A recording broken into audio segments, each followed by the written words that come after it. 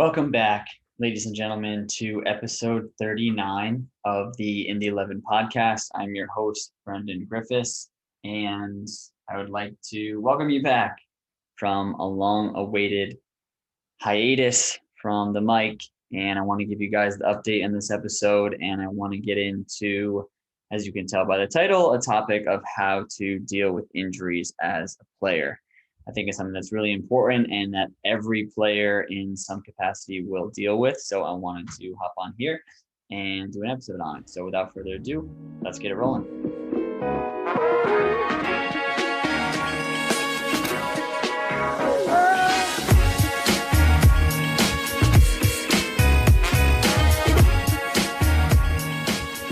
Okay, so first I wanted to just kind of give the update and explain why there's been a little bit of time away from episodes and we had this little break here. As many of you know, the end of April, kind of May area was when I came back from Denmark, and then I had the opportunity to play for a club here in the States in the NPSL called the New York Shockers. And it was kind of a perfect situation because it was in my hometown essentially, and it was still a decent standard, and it was going to give me the opportunity to, kind of still be around family and friends and have that aspect of my life fulfilled that I wanted to, but also really still get to play soccer at a high level.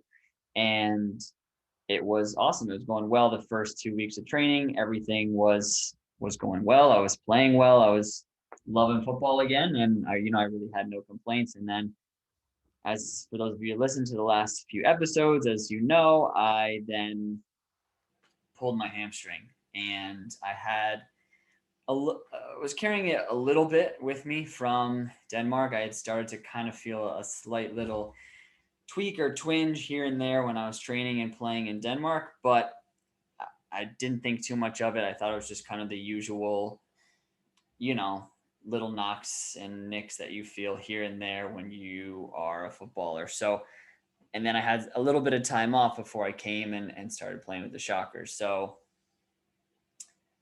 then trained pretty hard, pretty intense for about 2 weeks with the Shockers. It was, more or less their preseason. So it was a lot of fitness work, a lot of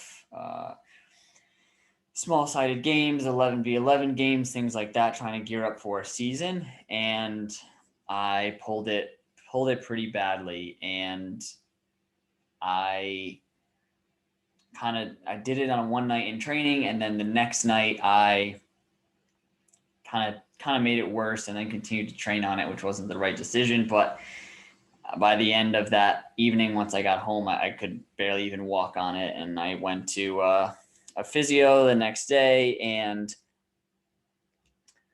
was diagnosed as a grade 1 hamstring strain. Luckily, there wasn't any tear or anything like that. There wasn't any bleeding, which is always a good sign. And then, from there, it's just kind of physical therapy and doing the right things in your recovery process. And typically the timeline is anywhere from 4 to 6 weeks. So I am pretty much now 2 weeks clear of the 5-week mark that was kind of laid out for me with my physical therapist, with my coach, and all that kind of stuff. So the update is, and as to kind of why I haven't been able to put as much time as I really would have liked to into the podcast as of late, is I've been trying to play catch up with, getting all the episodes out, getting all the content out. The videos are still kind of coming in slowly but surely, as some of you guys see, if you're watching this or if you are following along with the YouTube channel. But I've had work. I've also been coaching with the Beastera guys. I have been, still going to training, even if I'm not training fully. And we have matches on the weekends. I've had physical therapy 3 times a week. Then my car was in the shop a bunch more times. I just had to go buy a new car. So it's just been, most of my days I was going like 9 a.m. to like, we would train at 8 o'clock at night or sometimes later than that. So I wasn't able to really fit in time in a way that I really wanted to dedicate to the podcast. And I know that that's just an excuse, but it is what it is. And it's not something that I have forgotten about, and it's not something that I want to be done with. And I do really value this podcast. Like I always say, I think there's content that I've created that I've been really proud of, and interviews and stories that I've told that I think can help people, and I enjoy sharing my story. So it is something that I want to ramp up again and produce good content and provide things that can be valuable for those of you who listen out there.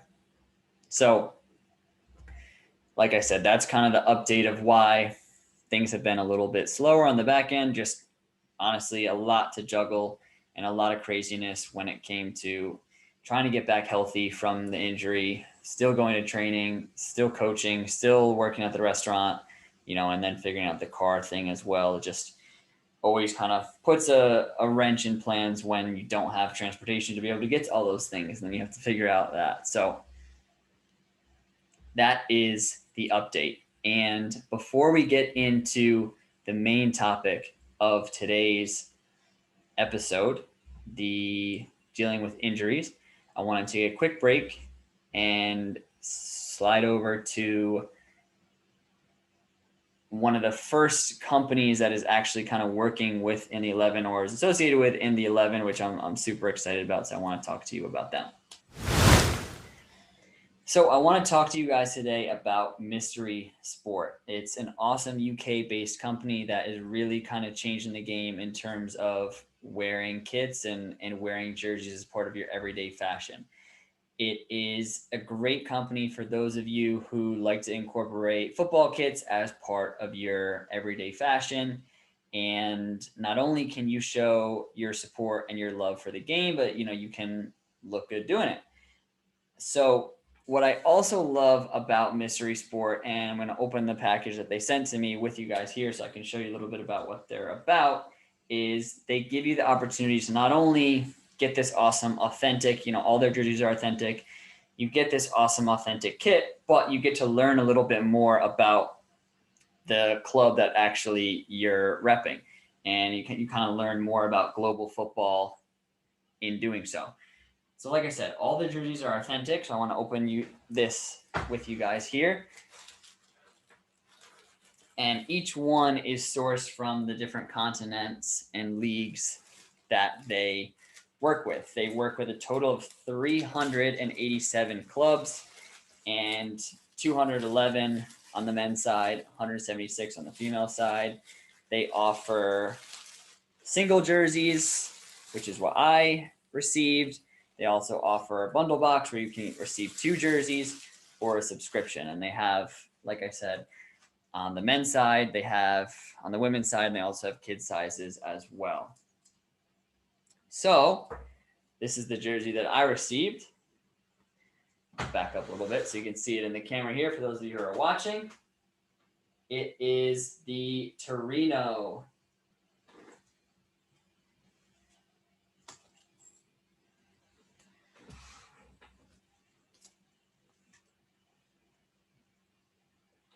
All right, so I wanted to pop this on for you guys so you can see. Fits great, looks great.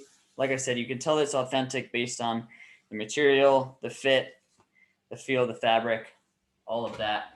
And again, what I love is they also send you information about the jersey that you've received and kind of educate you on the club itself. So this is from Torino FC. They play in the Serie A. This is their home 2020-2021 kit. They talk about what stadium they play in, when they were founded, the current manager, some of their key players. Right now, one of their key players is Andrea Bellotti, just won Euros today. And then they give you a little paragraph here about Torino, saying it's an Italian professional football club based in Turin, one of the most successful clubs in Italy, 7 league titles, 5 consecutive league titles in the 40s.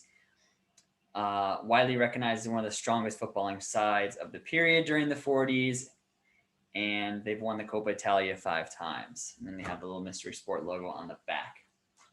So I wanted to talk to you guys about this company today because I'm super excited to roll out a little bit of a discount for you guys if you are able to use my code. If you use the code INTHE11, so that is INTHE and then the number 11, you can get 10% off of your purchase of a box, bundle box subscription. You can get 10% off if you use the code INTHE11. So super excited about this, to be able to give you guys a little bit of something to, represent your love of football and wear a great kit. So thank you, Mystery Sport, for sending this over to me. Genuinely appreciate it. Don't forget, use code INTHE11 on their website. I can tag everything down below, link everything below for you guys to be able to go and check out Mystery Sport and start rocking some kits. So thank you very much. Let's get back to the show. All right, I think I'm actually going to keep this on for the rest of the episode because I really like this. I really like this kit. But let's get into the topic for today, for this episode, dealing with injuries. So a lot of this I can try and use the context of my current injury or my current recovery from injury because it's so fresh in my mind, and hopefully it can provide some good insight for maybe a player out there who's going through an injury or someone who's been through an injury or will in the future. Because like I said at the top, if you play football at a high level or any level, you'll probably deal with some sort of injury. I've been extremely blessed, knock on wood, that I haven't had any tremendously serious injuries in my many years of playing this game. I've had broken thumb before, broken wrists, bone bruises, sprains, strains, that type of thing, but nothing, catastrophic. Hopefully that can stay that way. And I want to talk about, even those smaller injuries, how to deal with them and what you can do to prevent them, what you can do when you're actually dealing with them, and, kind of your return to play process. So one of the biggest things that I've learned in my time as a player is actually what you can do to try and prevent injuries. And it really boils down to a number of different things that you have to become really disciplined about and really hyper-focused about. And, some of those things right off the top for me that I can think of is dieting and hydration. I didn't really fully comprehend how much of a factor nutrition and hydration was until really like midway through my college soccer career, when just me starting to change up my diet and me becoming super focused about how much water I was taking on each day, all of a sudden I started to have more energy in training. I started to have more energy in games and just really overall in my day-to-day life. And I felt better. And in turn, that helped me for the most part stay off the injury table. And, choosing the right diet or choosing a nutrition plan that works for you is exactly that. It has to be something that tailors to kind of your needs and what you are looking for. Whether you are an athlete or not, you have to have nutrition be something that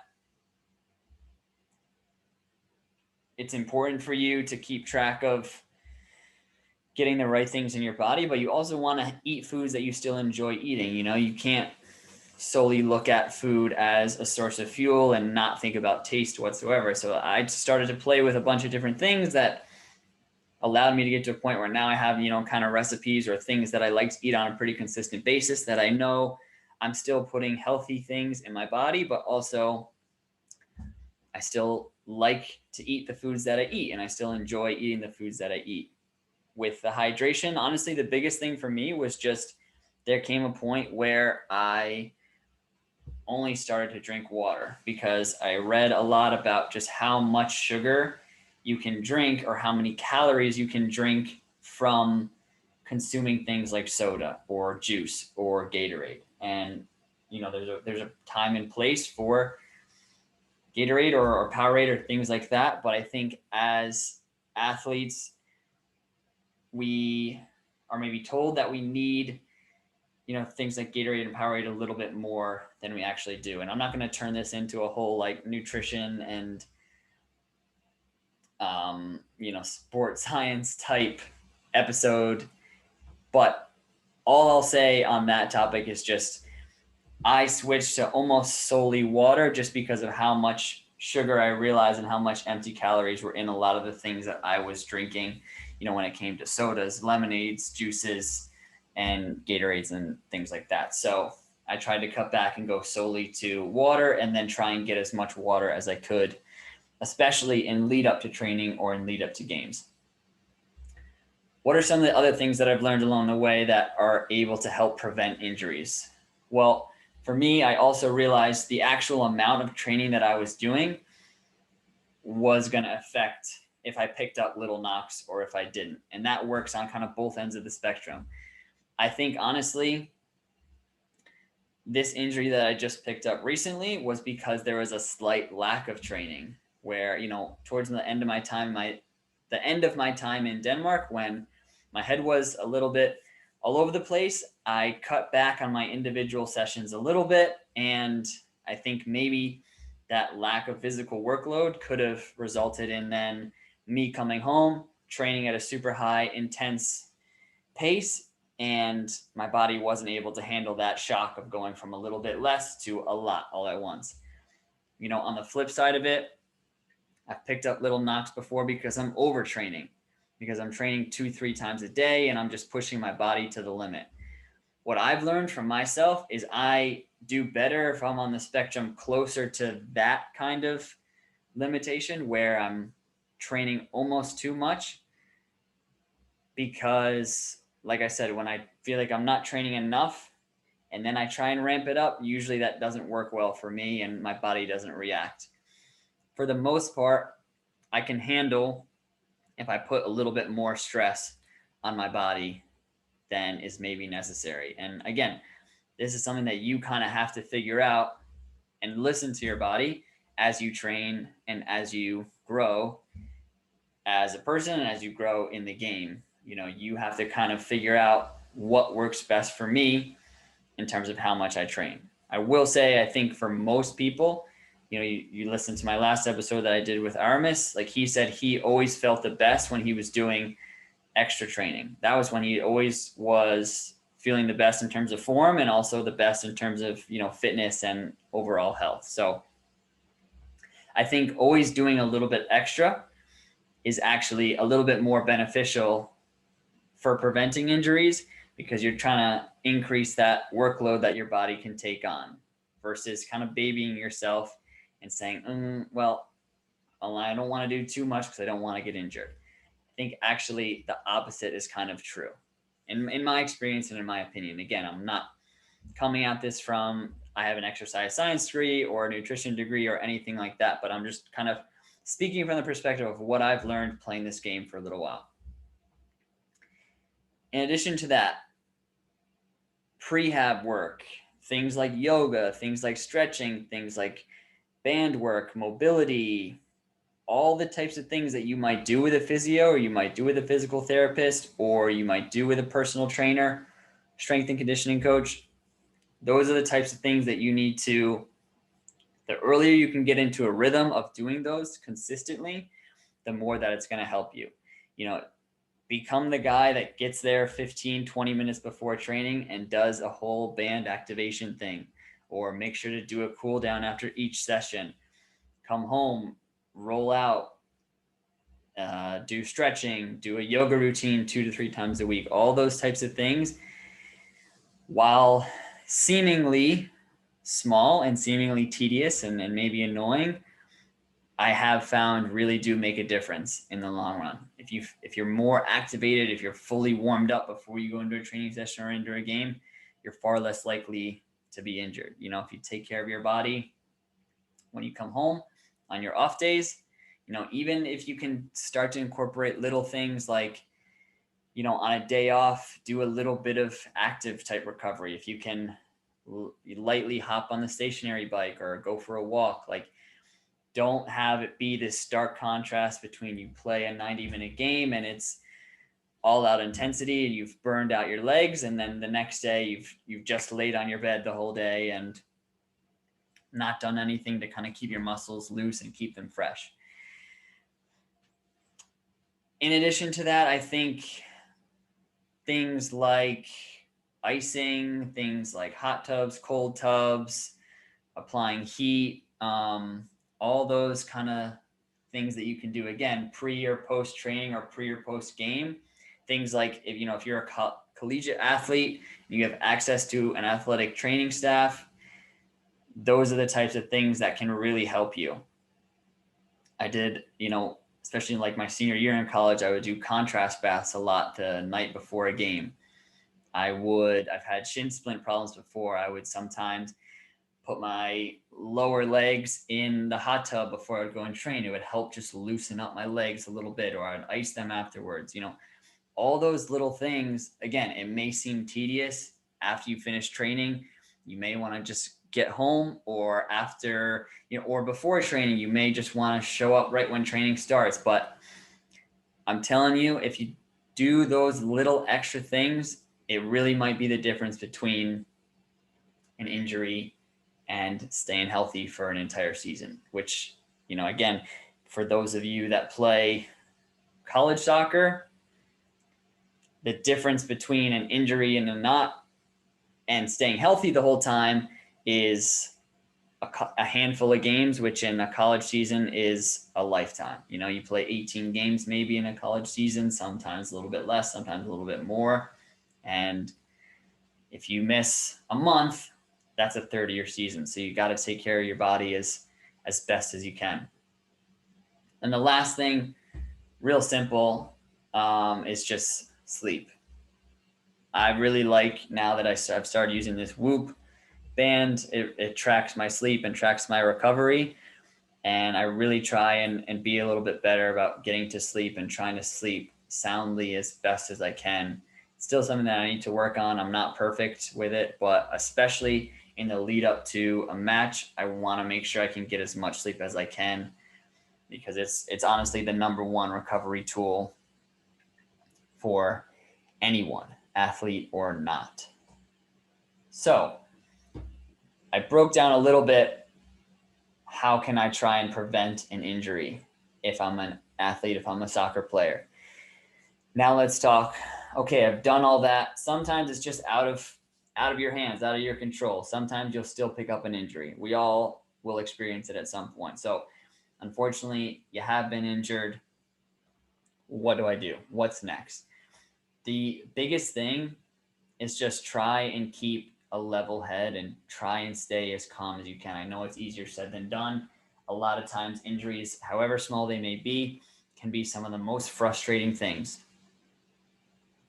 And the reality is I think most players, whenever they get injured, always convince themselves, oh, this is the worst time for this to happen.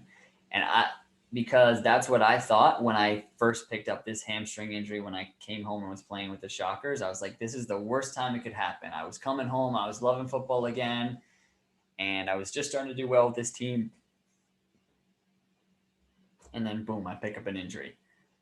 But the more I've thought about it, the more I think there's not a time where I would have been like, yep, this is an okay time to get injured.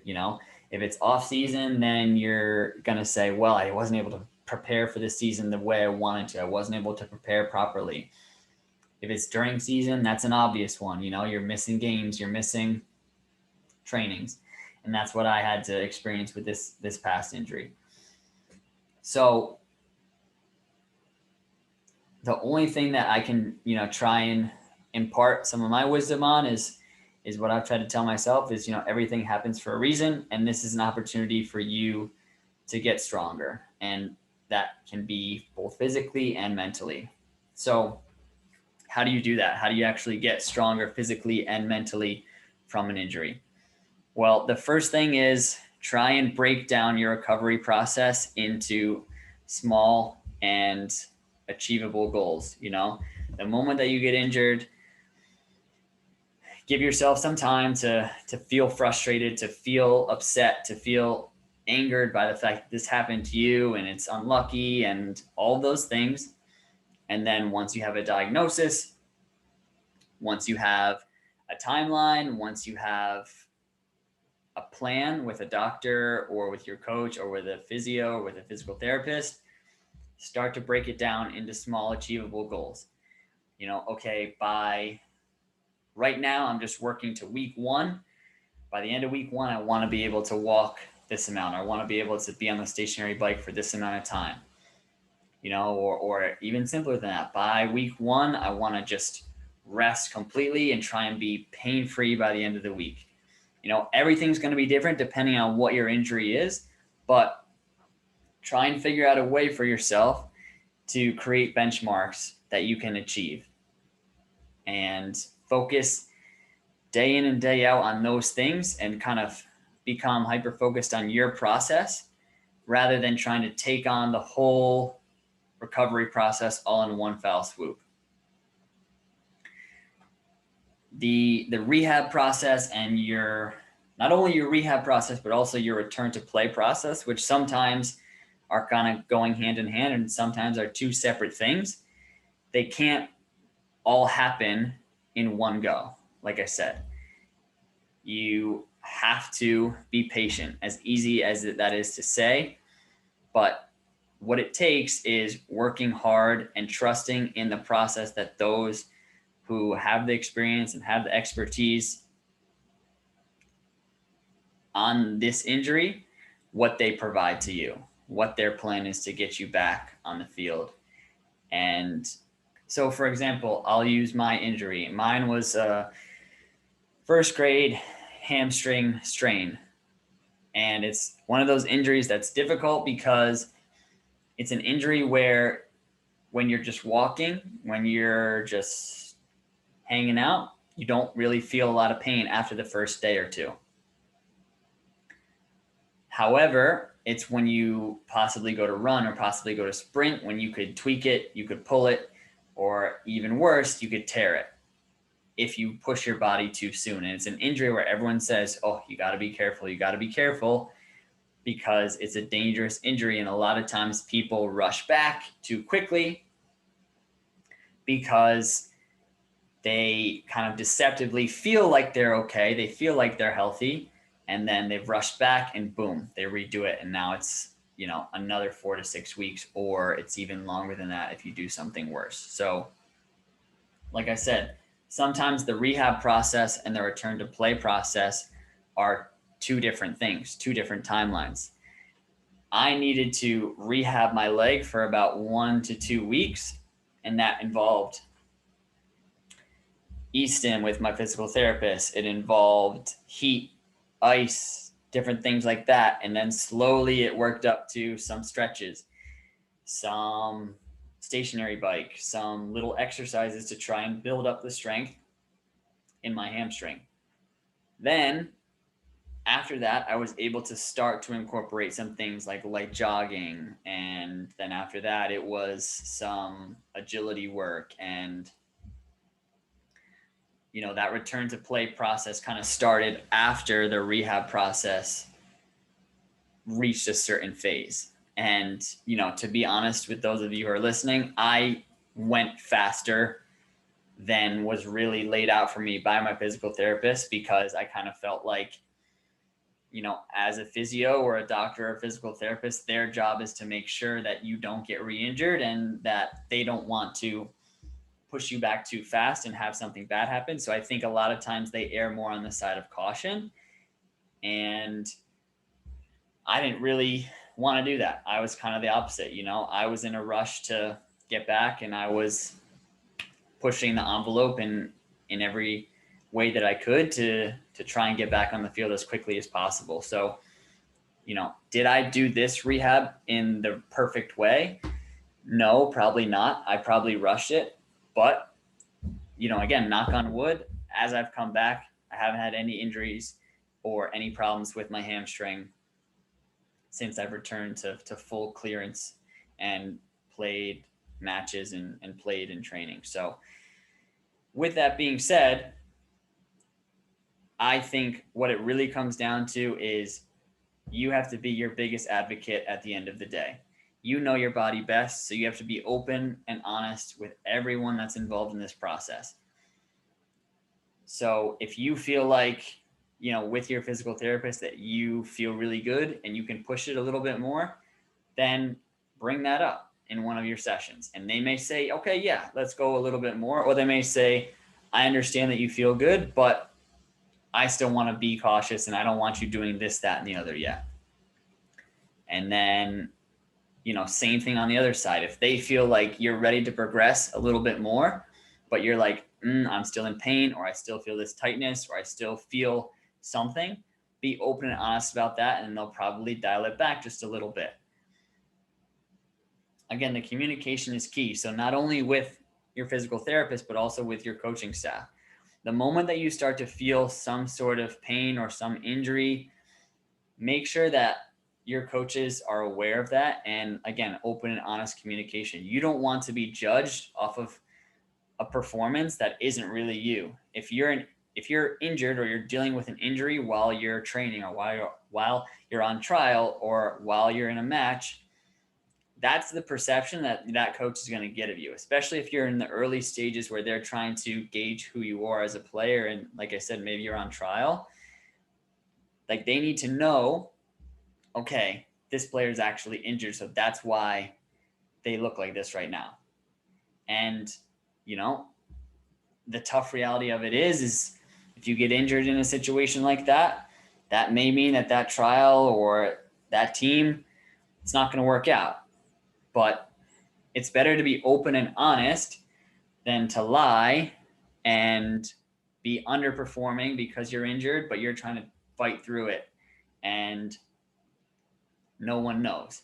And then they may come and speak to you and say, yeah, I really don't think you're at the level, or you haven't performed well. And you say, oh, well, I was actually injured. Well, how could they have known that had you not said anything the entire time? So I think, again, open and honest communication is key for all parties that are involved. The other thing that is important is the idea, like I spoke about, of return to play versus rehab. So the beginning of the season, I started the first friendly. We played one friendly before we went into the regular season. I played the friendly and I played pretty well. I played fullback. I played a little bit of center mid.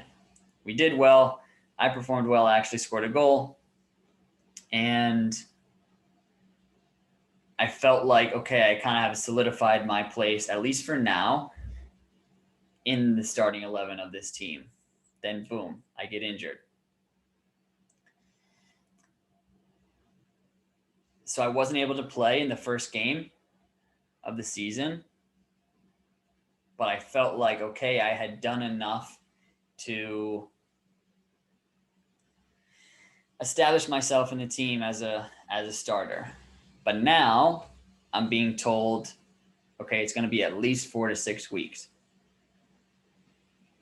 And for the physical therapist that I was working with, it was, okay, it's going to be 4 weeks of, you can't really play yet. And then maybe by week 5 or 6 is when we're starting to play.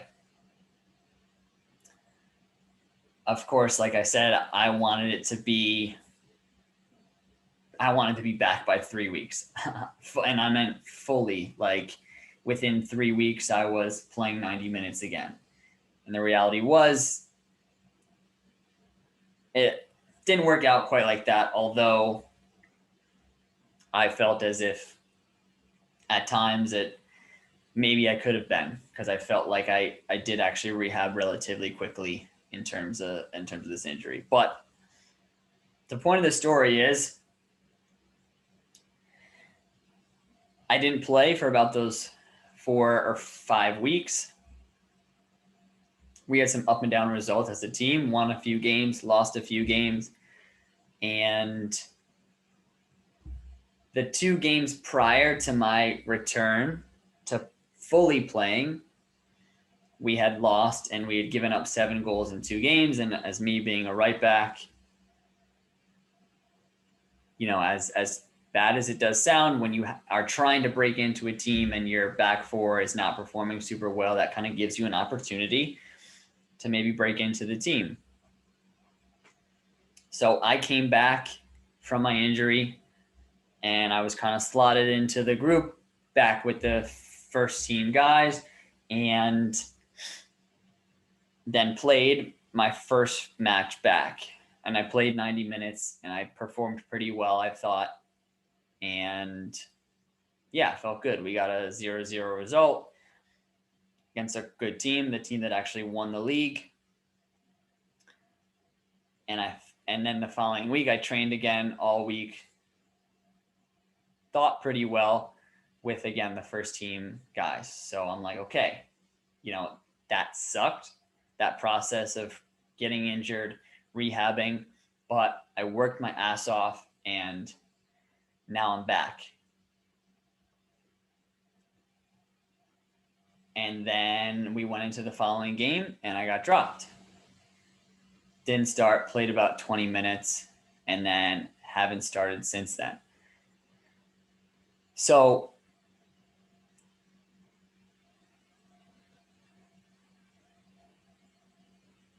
this is important to note for anyone involved in the game, in that the game is all about seizing your opportunity. I felt like the reason why I wanted to get back so quickly was because this opportunity of me to solidify myself as a standout player, as a starter, as someone who is solid in the team. Every game that I didn't play, every time that I wasn't able to prove myself, that kind of moment was slipping away. And that's why I was in such a rush to get back, so I can perform, so I can make sure that it's known that I can help this team win and I can do well in my position. I had to stay out for a long time due to, restrictions put on by myself and by some other parties that are involved in this process, and who decides, when players are healthy and who decides when they're fit to be picked for the squad. And then when I came back, I thought that I had done well. But, that's football. Sometimes coaching decision just goes a different way, and it is what it is. On the flip side of that, if you're a player who is trying to break into a team and somebody gets injured, this is an opportunity. It's a cutthroat world, but this is an opportunity for you to go and seize that moment and take that position from that player, right? They go down. Okay, that's very unfortunate. You never wish an injury upon anyone, but now's the chance for you to come into the team. If you perform well as you come back in, or as the injured player comes back in, they might have to stay on the bench because you're performing so well. I've been kind of on every side of the coin of that situation. I've been the player who's been injured, out, and then immediately comes back into the team. Now I've experienced it right now where I've come back into the team, but actually the player who took my place has been performing really well and kept me out of the spot. I've been on all different sides of it. So I think that's been one of the most difficult things that I've had to learn and adapt with, is understanding that difference between the rehab process and the return to play process. And when I say return to play, it's not really just physically being able to play, because that's a component of it, but it's also returning to play in whatever role you were in before. If you were a starter who played every game, it's how can I get back to that? Or how can I get back to, I was someone who came off the bench every single game, and now after I got injured, I can't really get minutes anywhere.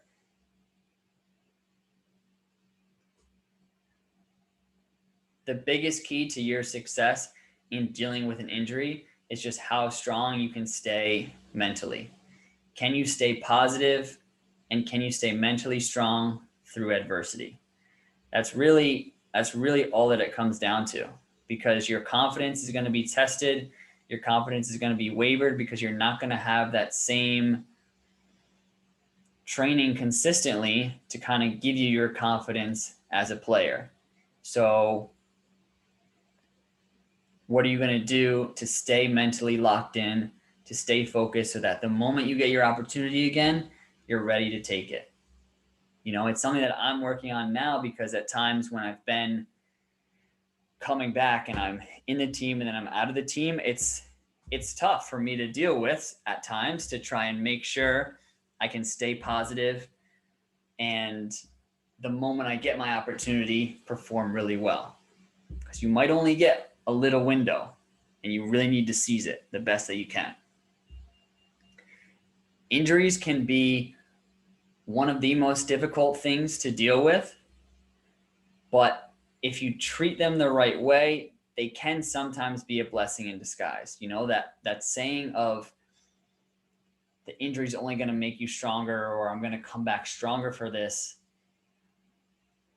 It might be a bit cliche. It might be something that we tell ourselves to try and make ourselves feel better. Yes. However, there is truth to that, because if you think specifically about an injury, you know, for me, I strained my hamstring.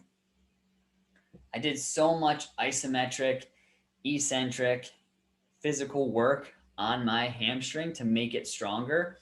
I firmly believe that now my hamstrings are stronger coming out of this injury than they were before, because I did 3 days a week specific work to make my hamstring stronger, to make that muscle and those tendons stronger so that something like this wouldn't occur again.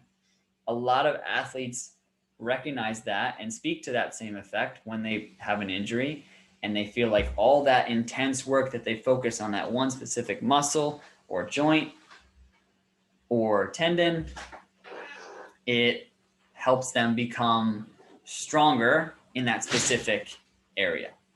And then, so mentally, it also gives you the opportunity to become stronger, because it's going to test you. That an injury is definitely going to test what you are made of, and it's going to test your mental fortitude. And if you're able to come out of it the other side, and you're able to come out of it for the better, it's only going to make you stronger in the long run as a player, as an athlete, as a person. And I really firmly believe that. So again, I would never wish injuries upon anyone. I think that they suck and they're terrible, but there can be positives that can be drawn from them, and you can certainly learn from them. And unfortunately for athletes, it kind of is par for the course. So it's something that needs to be addressed, and you need to kind of work hard to prevent them. If you do get them, work hard to rehab and get through the process and become better coming out of it on the other side. So that's my 2 cents as someone who just recently has been dealing with an injury. You know, I still am doing prehab stuff before every training, before every game, and still taking good care of my hamstring best that I can to try and make sure I don't have any more issues or any re-injury problems. So this has been episode 39 of the In the 11 podcast. If you haven't checked out some of our recent episodes, 38 was awesome. Armis is a great listen. Tony as well. Anthony Lopez is an awesome listen. Austin is a great one as well. 3 players who I've had the pleasure of getting to interview here on the show. Definitely go and check them out. I'd like to have some more players on here in the coming future, and again, some other people in the game as well. And if anyone has any other ideas of things that I'd like to talk about, you know, similar to how today I took a topic like dealing with injuries, if, you know, someone has something else that they want me to address, I'd be happy to hear that from you. If you want to get in touch with the show, you can email us at indie11pod@gmail.com. Shoot us a DM on Instagram, indie11pod, all of that good stuff. We have a Facebook page as well, indie11 podcast. Go and check that out. Thank you to Mystery Sport for the kit. It is awesome. if you want to get a kit for yourself, go and check out Mystery Sport. The link will be below. Use code INDY11 and you can get 10% off of your order. So definitely go and check that out. Not only does it give you an awesome kit, but it also helps the Indy 11 show, helps us grow, and it supports me in the podcast. So I would greatly appreciate that if you could go and show those guys some love. That covers it for 39. Thank you all for bearing with me and for sticking around to see when the next episode is going to come out. Really appreciate it. Appreciate you guys listening, and I'll talk to all you guys soon.